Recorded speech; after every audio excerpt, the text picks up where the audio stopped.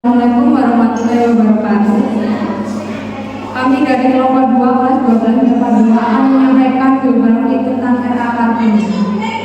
Raden Ajeng Kartini adalah seorang pahlawan nasional yang memperjuangkan emansipasi perempuan.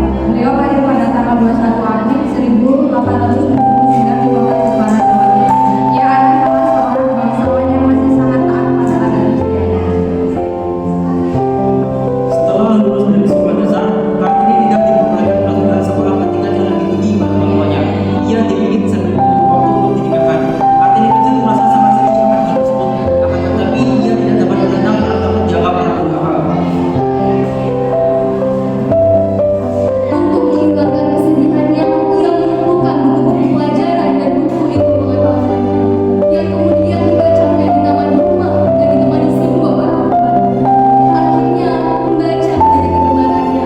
Tiada hari tanpa membaca. Semua buku, termasuk surat kabar, dibacanya. Walau ada kesulitan dalam memahami buku-buku dan surat kabar yang dibaca, ia selalu menanyakan kepada bapaknya. Melalui buku inilah Kartini tertarik pada kemajuan berpikir wanita Eropa atau Belanda yang waktu itu masih menjajah Indonesia. Ibu berpikirnya untuk memajukan wanita Indonesia. Wanita tidak hanya di dapur, tapi juga harus mempunyai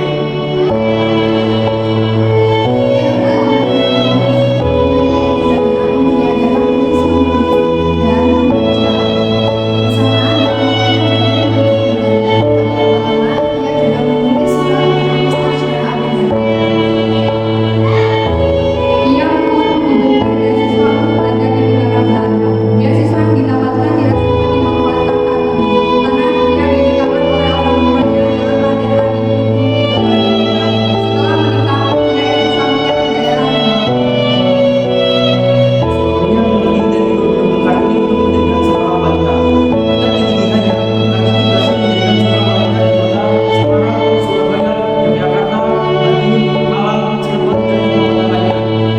Akhir-akhirnya ketika membuat Kartini menjadi sebuah negara, ia tetap selalu menghormati orang tua dan orang lain tanpa membedakan antara yang miskin dan kaya. Di era Kartini, akhir abad 19 sampai awal abad 20, wanita di negeri ini belum memperoleh kebebasan dalam berbagai hal.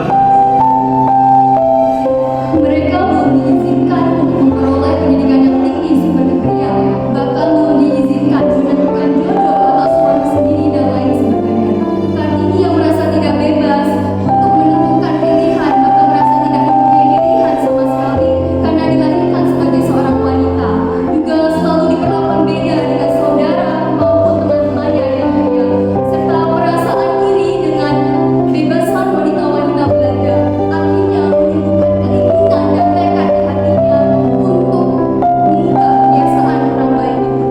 Kartini tidak hanya tokoh emansipasi wanita yang mengangkat derajat kaum wanita Indonesia saja, melainkan adalah tokoh nasional. Artinya, dengan ide dan gagasan pembaruannya tersebut, ia telah berjuang untuk kepentingan bangsanya. cara berpikirnya sudah dalam skop nasional.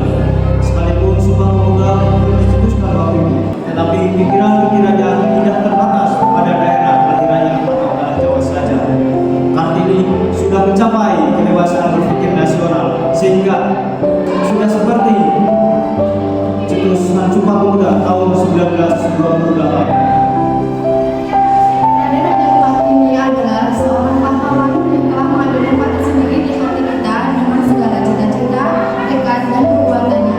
Ide besarnya telah mampu melakukan dan mengalahkan perjuangan dari kebodohan yang tidak disadari di masa lalu. Dengan keberanian dan pengorbanan yang tulus, ia mampu mengubah kaumnya dari belenggu diskriminasi. Bagi wanita sendiri, dengan upaya awalnya itu,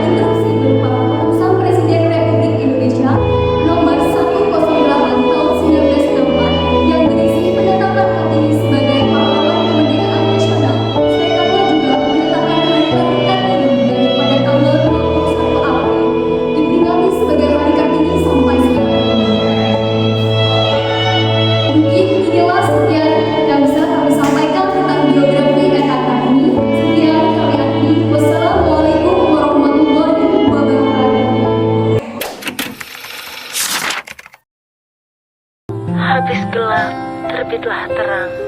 Terima kasih Raden Ajeng Kartini. Atas perjuanganmu hari ini kami bisa berdiri kokoh, melangkah maju tanpa batas, berkarya dan menunjukkannya pada dunia. Terima kasihku, Ibu kita Kartini.